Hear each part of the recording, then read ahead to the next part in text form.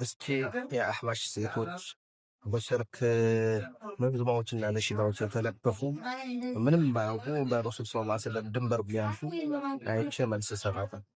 ሰላም አለይክ ክብሬ መንገሴ፣ ሰላም አለይክ ግርማ ሞገሴ፣ ሰላም አለይክ መድኃኒት ፈውሴ፣ ሰላም አለይክ ሸፋዒ ዋሴ። ሰላም አለይኩም ወራህመቱላሂ ወበረካቱ። መግቢያው ላይ እንዳየናት እህታችን ሪም ትባላለች መሰለኝ እና ፕሮፋይሏን እንዳየሁት አካውንቷ ሽርክ መንዙማዎች የተሞላ ነው። ልጆቿም በሽርክ እያጃጃለች ነው። ለራሷን ተጃጅላ ተውሂድን ሳያውቁ ልጆች የረሱል እርዳታ የሚፈልጉበትና ከአላህ ውጭ ለቀብር ልመና በመንዙማ ስም በነሺዳ ስም አያችሁ ራሾች ስራቸው እየሰሩ ነው። ሽርክ እንዴት ሰርቶ እንደገባባቸው ወንዶችን ሴቶችን ህፃናትን ያው የአይን ምስክር ነው፣ የማይካድ ሐቅ ነው ማለት ነው። ስለዚህ በጣም በጣም በጣም ለረሱል ሰለላሁ ዐለይሂ ወሰለም የሚያሻርክ ግጥም መድኃኒት ነፍሴ ሸፋዓ ዋሴ። እሺ መድኃኒት ማን ነው? አላህ ነው።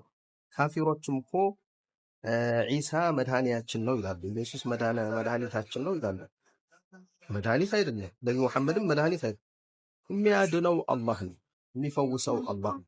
መዳኛ የሚገኘው ማንኛውም ፈፊሩ ኢለላህ ወደ አላህ ሽሹ። መሸሻችንም እሱ ነው፣ አድራጊም እሱ ነው።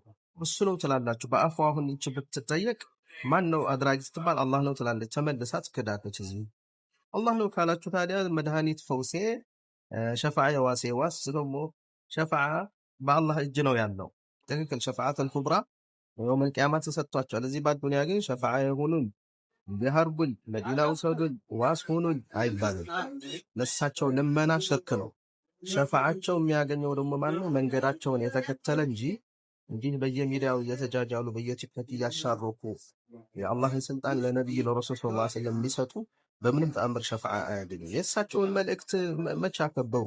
የእሳቸውን ሱና መች ተከተሉ?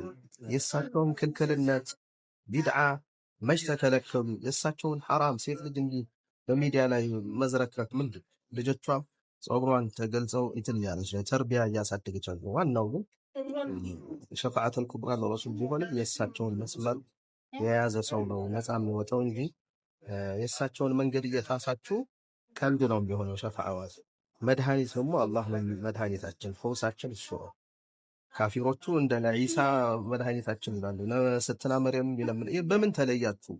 ስለዚህ እህታችን ፕሮፋይልሽን ያለ አደጋ ላይ ነው ያለሽው። ወደ አላህ